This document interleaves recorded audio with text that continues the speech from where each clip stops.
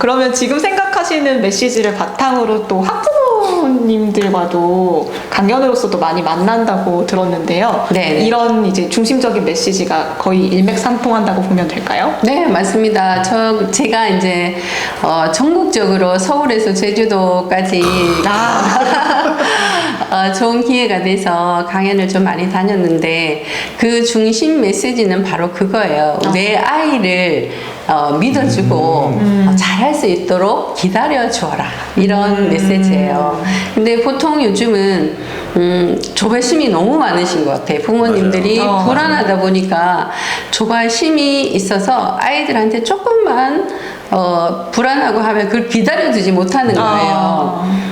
그래서 대신 해주고 다그치고 어떨 때 심하면 화를 내고 그렇게 하는 것을 보고 주로 중점적으로 말씀드리는 것들은 아이를 믿어라, 기다려줘라, 이제 그렇게 이야기를 하고, 또 제가 많은 분들하고 협업을 했다고 했잖아요. 네, 예전에 근무하던 학교에서부터 지금까지 계속 한 달에 한 번 정도 해서 초청 학부모 교육을 실행을 하고 있어요. 한 학기에 한 번 정도는 제가 우리 학부모님들한테 강연을 하고 또 많은 분들을 초대해서 이렇게 이제 우리 학교 학부모님들한테도 좋은 기회를 많이 드리고 있는데, 많은 그 아이를 잘 키운 학부모들의 공통점이 있더라고요. 그거는 뭐냐면은 아이와 함께 시간을 많이 할애를 하고 그 속에 정성을 좀 들이는 부분들이 많아요. 그리고 만약에 예를 들어서 뭐 어려운 부분이 있다 그러면은 그것을 직접적으로 가르쳐 주지 않지만 같이 해결하고 머리를 맞대고 같이 고민하고 그러면 이런 것에 대해서 토론을 많이 해보자 해서 대화를 많이 하는 그런 공통점이 있는 것을 봤어요. 그래서 제가 저도 강연 갔을 때 이런 공통점을 이야기하면 너무 좋아하시죠. 여러분, 아이를 잘 키운 학부모님들의 공통점 궁금하시죠? 이러면서. 바로 그리고 뭐 명문대에 입학시킨 학부모님들 공통점 궁금하시죠? 이러면 네, 이렇게 말씀을 많이 하시는데, 주로 이제 아이들한테 정성과 사랑을 많이 쏟고 시간을 좀 많이 할애해주고 대화를 많이 한다든 그런 메시지를 또 같이 이야기해드리고 싶습니다. 교장 선생님이 또 다른 관심사는 책 쓰기잖아요. 네. 방금 전에 말씀하셨던 그런 메시지들이 또 고스란히 담겨 있는 게 초등 엄마 거리두기 법칙 맞나요? 그럼 이제 다시 한 번 더 여기에 초점 맞춰서 이 책 내용도 한번 소개를 해주시면 네. 또 띄워보겠습니다. 네, 초등엄마 거리두기 법칙은 이제 제가 지금까지 많은 그 학부모님들을 만나 뵙고서 깨달았던 점이 뭐냐면, 아이를 잘 키우고 싶은데 너무 잘하려고 하다 보니까 아이를 오히려 자기 주도적인 학생이 아니라 의존적인 아이로 키우는 것을 많이 봤습니다. 그래서 아이를 독립적으로 자기 주도적으로 잘 키우려면 어느 정도 거리를 둬라, 이런 메시지를 담고 있는 책입니다. 실제로 저는 좀 그렇게 키웠습니다. 그게 사실은 그런, 아까도 말씀하셨지만 이제 조바심 같은 게 들잖아요. 네네. 이때 얘가 이렇게 했으면 좋겠는데 이걸 딱 말하고 싶은데 부릉부릉하잖아요. 그렇죠. 근데 이제 그런 것들을 참고 키우고 나니까 이게 나중에 커서는 이렇게 발현된다라는 것도 한번 이렇게 좀 더 교사님보다 어린 학부모님들이 나 이렇게 했더니 이렇게 잘 자랐더라. 네. 한번 소개를. 그 아이들한테 조바심을 가지지 않고 그 아이의 성장 속도에 따라서 부모님이 좀 맞춰주면 아이는 저절로 잘 큽니다. 저희 딸 같은 경우에도 사실은 뭐 초등학교, 중학교, 고등학교 해서 부모의 그 마음에 흡족할 정도는 아니었어요. 근데 저는 제 마음에 들지 않아도 절대 표현을 안 했습니다. 절대 표현을 안 하고, 그거 포커페이스라고 하죠. 그냥 그냥 편안한 척 하면서 했는데, 그 아이들이, 그 딸들이 자기의 길을 정말 잘 찾아가더라고요. 근데 그 과정에서 자기가 정말로 원하고 좋아하는 것을 찾았을 때는 물불 안 가리고 열심히 하더라고요. 그래서 지금은 두 딸이 자기가 원하는 삶을 너무 주도적으로 잘 살고 있습니다. 그래서 어느 날 제가 그랬어요. 그 딸한테 엄마가 너희들한테 잘한 것 중에서 가장 좋은 거 하나만 좀 꼽아봐 이렇게 말을 했더니 그것은 우리한테 그러니까 딸들한테 목매이지 않고 엄마의 인생을 정말 열심히 산 겁니다 이렇게 말하는 거예요. 네, 그래서 자기들 우리 딸들은 부담이 없었대요. 부담이 없었대요. 그리고 항상 저도 바빴잖아요. 그러면은 네네. 항상 제가 중심입니다. 제일 네. 중요한 포인트. 제 스케줄이 안 맞으면 엄마 데리러 갈 수 없어. 그냥 택시 타고 와라. 뭐 이런 식으로 항상 제 중심적으로 살다 보니까 그 딸들이 독립적으로 잘 컸죠. 네, 그 대신에 아빠가 좀 역할을 좀 많이 했습니다. 보완한 점도 약간 있어야 된다. 숨은 조력이 또. 네, 보완이 좀 됐고 이제 딸이 이제 집에서 조금 먼 거리에 그 학교에 다녔거든요. 그래서 그랬을 때 아빠가 이제 좀 태우러 가시고. 밤 너무 늦게 마치고 하면 아빠가 태우러 오고 그래서 또 이제 그런 이야기를 하더라고요. 저는 사실 제가 막 공부도 열심히 하고 노력도 많이 해서 딸들이 제 영향을 많이 받았을 거라고 생각을 했거든요. 그래서 제가 어느 날 물었어요. 너는 어떤 부모 중에서 어떤 것을 가장 많이. 또 영향을 많이 받았어? 그랬더니 아빠라는 거예요. 그래서 조금 섭섭하긴 했는데 아빠가 라이딩을 하면서 서로 대화를 굉장히 많이 했는 거예요. 그래서 너는 어떤 삶을 살고 싶니? 너는 뭐 어떤 걸 좋아하니? 이럴 때는 어떻니? 하면서 이렇게 대화를 많이 하면서 다녔어요. 고등학교 거의 한 3년 동안을. 그러면서 아빠의 교육 철학이 딸한테 이렇게 다 스며든 거예요. 그래서 이제 아빠가 하고 딸하고 그때 고등학교 때 목표를 세워놓은 것을 벽에다가 붙인 게 있었어요. 근데 그게 다 이루어졌어요. 너무 신기하죠? 네. 그래서 부모의 역할이라는 것이 굉장히 중요하구나. 엄마는 사실 제 일에 집중하다 보니까 부모의 어떤 열심히 사는 네네. 모습을 보여줬고, 아빠는 또 긴밀하게 대화를 하면서 아이의 성장에 있어서 도움을 좀 많이 준 것 같습니다. 네네. 교사님 또 책 쓰기 전도사시잖아요. 네네. 왜 교사들 책 써야 된다? 강력한 메시지. 네. 이제는 교사도 브랜딩 시대이니까 네, 책을 써야 된다고 생각합니다. 네, 주변에 이제 코로나 이후 그때쯤부터 시작을 해서 책 쓰기 열풍이 불었잖아요. 저도 이제 경상북도 교육청에서 책 쓰는 선생님 사업을 프로젝트를 할 때 처음에 제가 기조 강연을 2년 정도를 했었어요. 그렇게 할 때도 이제 막 붐이 일기 시작했었는데 지금은 이제 거의 선생님들도 많이 일반화가 된 것 같아요. 그리고 이제 시대가 많이 바뀌다 보니까 교육 현장에서 이렇게 어떻게 보면 버틴다고 해야 되나? 이 버티는 것도 쉽지 않은 거예요. 학부모님과의 이슈, 그 다음에 학생들도 워낙 이제 자기 조절력도 안 되고 하니까 반에서 수업하는 것도 너무 힘들잖아요. 그러다 보니까 이 힘든 상황을 어떻게 버티고 내가 아이들을 잘 가르칠까 하는 어떤 이런 문제들이 있는데 그런 것에 있어서 나의 정체성을 찾고 그 다음에 내가 할 수 있는 노하우를 개발을 해서 내 삶과 나의 이 존재로서의 본래적인 삶과 교사로의 삶을 통합시키는 거예요. 책은. 네, 책은 그래서 이제 내 어떤 전문성을 표현을 하고 그 다음에 거기서 또 하다 보면 연구를 또 많이 하겠죠. 그럼 학생들도 더 잘 가르치고 또 나의 어떤 성과물 도 나니까 너무 뿌듯하고 또 가치를 또 많이 느끼잖아요. 그러니까 존재의 가치도 많이 느끼고 나의 교사로의 삶, 나 본래로서의 삶 이런 의미를 좀 많이 가지게 돼서 책을 꼭 쓰셨으면 좋겠습니다. 저도 사실은 교장 이 역할을 하면서도 이 책을 쓴 것이 더 시너지 효과를 많이 내서 학교 경영하는데 더 열심으로 또 열심히 하고 또 많이 소통하는 그런 기회를 많이 가졌던 것 같습니다. 근데 실제로는 쓰고 싶은 싶은 마음은 있으나 네네. 어떻게 써야 되고 또 어떻게 출판이 되고 뭐 그런 좀 현실적인 거가 좀 생기면 네. 또 좌절까지는 아니지만 포기하거나 그런 경우도 있으니 그런 분들 위한 팁 같은 거 혹시 있으신가요? 네. 제가 사실은 퇴직하면 이런 아카데미를 운영할 거니까 나중에 저한테 다 오세요. 오. 홍보를 열심히 하고. 네, 사실은 이제 여러 선생님들마다 다 이게 그 뭐 능력이나 아니면 진도나 이런 것들이 네. 다 다르실 거예요.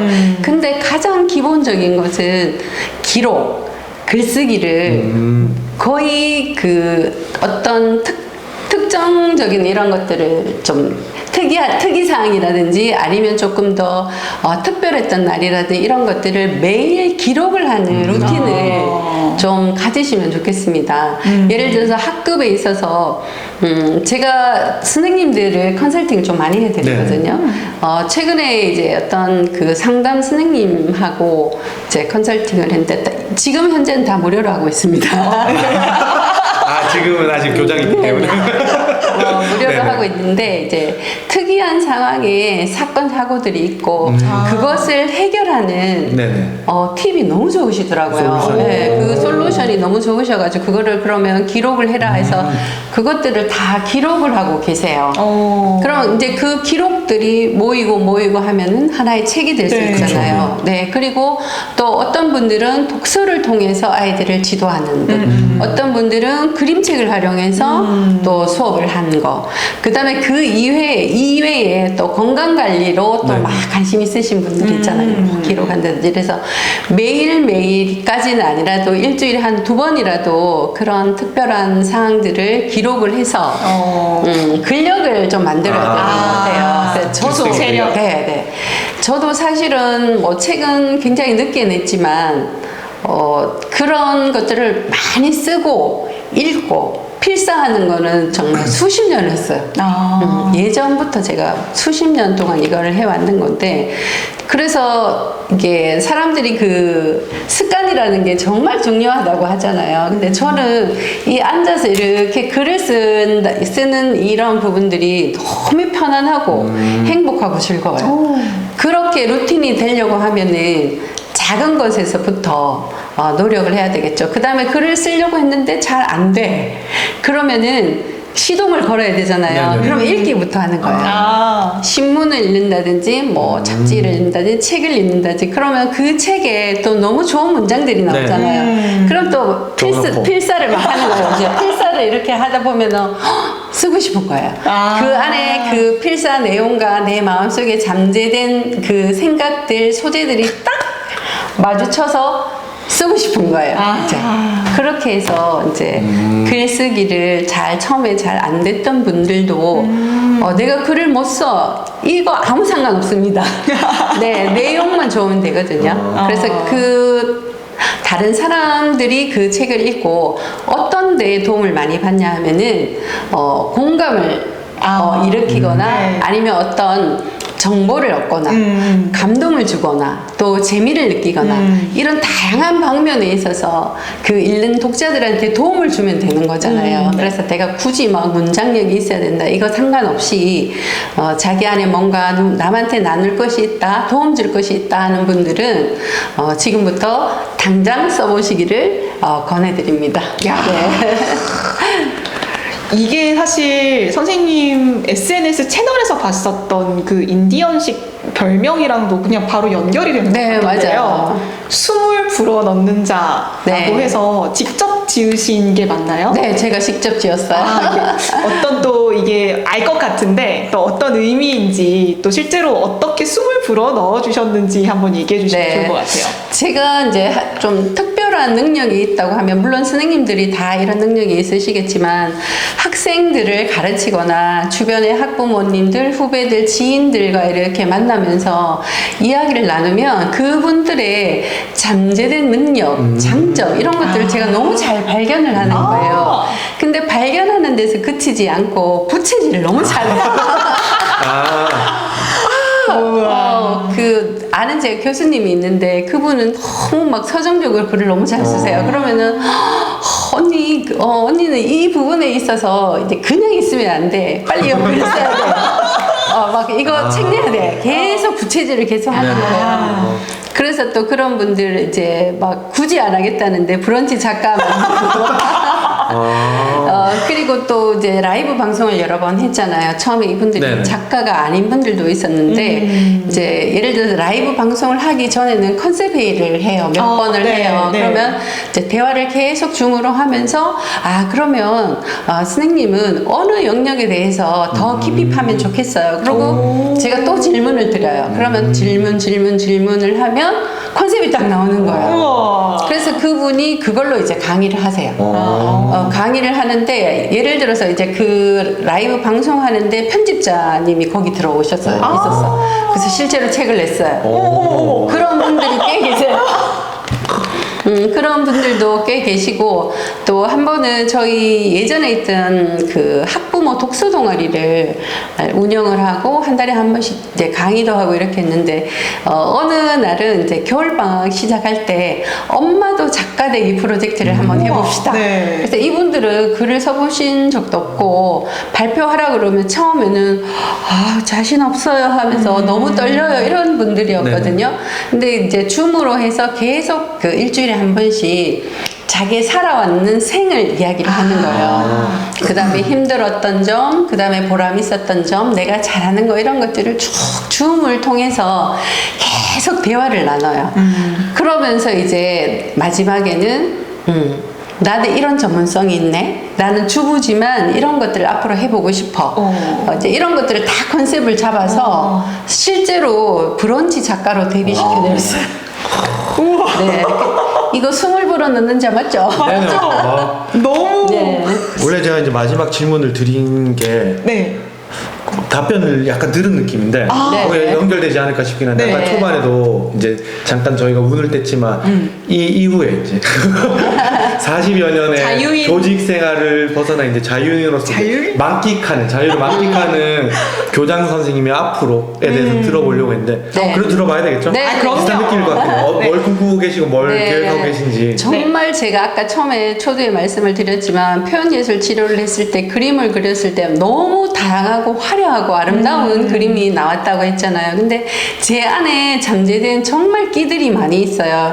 근데 그게 뭐 어떤 그 유명인으로서의 그런 것이 아니라 글쓰기, 그림, 그 다음에 제가 노래는 사실 좀 많이 못 배웠는데 보컬 이런 것도 좀 해보고 싶고 글쓰기는 그동안 계속 해오던 거라서 이제 글쓰기나 아니면 책 쓰기를 배우고 싶어 하는 분들을 위해서 그런 아카데미나 그런 것을 하고 싶어 하는 게 하나가 있고 또 하나는 제가 어렸을 때 그림을 좀 잘 그려서 학교 대표로 대회를 좀 많이 나갔었어요. 네. 화가로서 그래서 고등학교 때 미술부로 가서 미대에 가고 싶어 하는 꿈이 좀 있었어요. 그래서 지금 이제 디지털 드로잉 처음 이제 뭐 배우고 있는데 그림을 좀 그리고 싶은 것도 있고 또 그동안 제가 노래를 좀 잘 못해서 억눌려 있던 이런 것들을 보컬 레슨을 받아서 자유롭게 좀 표현을 하고 싶고 그 다음에 또 뭐 아까 처음에 말씀드린 것처럼 뭐 좋은 기회가 된다면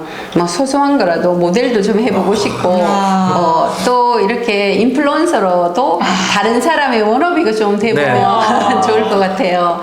그래서 이제 교직에서도 딱딱한 틀 안에 갇혀있는 그런 어떤 교사나 교원상이 아니라 좀 더 자유롭고 건강하고 활발하게 행복하게 사는 모습을 줄 수 있는 그런 롤모델이 좀 되고 싶습니다. 소름 끼치냐? 뭔가 마지막 네. 최종 빵! 네. 많이 응원해 주세요. 아유, 네, 그럼요. 당연하죠. 네, 좋습니다.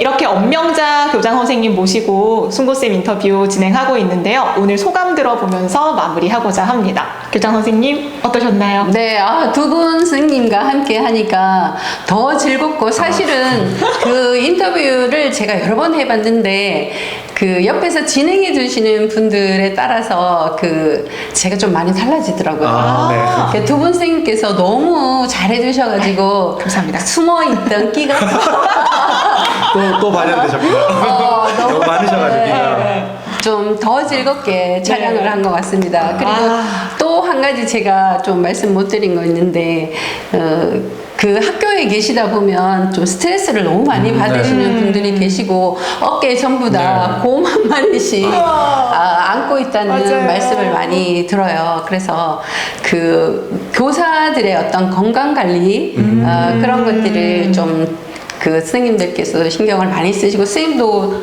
그 러닝 네, 하시죠? 러닝. 마라톤 하시잖아요. 그래서 저는 이제 그 건강 관리를 식습관을 지금 좀 바로잡고 있거든요. 네. 그 건강한 식단을 좀 많이 하려고 하고 있는데 특히 밀가루, 밀가루. 그런 거 드시지 튀긴 말라고. 음식, 자제해라. 나쁜 기름 뭐 이런 것들을 100%는 못 끊었는데 많이 줄였어요. 네. 그래서 굉장히 건강해졌거든요. 어. 그래서 물론 운동도 많이 다니지만 여러 선생님들께서도 그런 건강 관리, 스트레스 관리 잘 하셔가지고 멋진 선생님으로 또 행복한 선생님으로 생활하시기를 바랍니다. 네. 감사합니다. 달구쌤. 전 그게 떠올랐어요. 약간 무지개 빛깔의 용. 툴툴툴툴 대다가 이제 승천하는 거. 올라갈 거예요. 퇴직하자마자 승천해서 디데이 카운트. 무지개 빛깔을 이렇게 아, 뽐내시면서 너무 많이 감사합니다. 진짜 만끽하고 발현하실 것 같은 네. 그래서 엄청 기대됩니다. 감사합니다. 와. 네, 저는 사실 일종의 너무 좀 편협한 사고 안에 갇혀 있었다는 반성을 좀 했던 게 교장 선생님이라고 하는 저 머릿속에 약간 그 프레임 같은 게 있었나 봐요. 근데 오늘 엄명자 교장 선생님 만나고 나서 그걸 이렇게 와장창 해버린 것 같은 그런 느낌을 맞으면서 또 이렇게 인생 선배님으로서 너무너무 기대되는 이 호기심 가득한 눈빛으로 미래를 기대하시는 그 부분에 대해서 삶을 대하는 태도에 대해서 또 많이 배우게 되는 그런 시간이었습니다. 감사합니다. 오늘 엄명자 교장 선생님 모시고 순고쌤 인터뷰 해보았는데요. 앞으로도 재능 많은 다양한 선생님들 모시고 인터뷰 이어나가도록 하겠습니다. 오늘 순고쌤 인터뷰 여기서 마치겠습니다. 감사합니다. 감사합니다.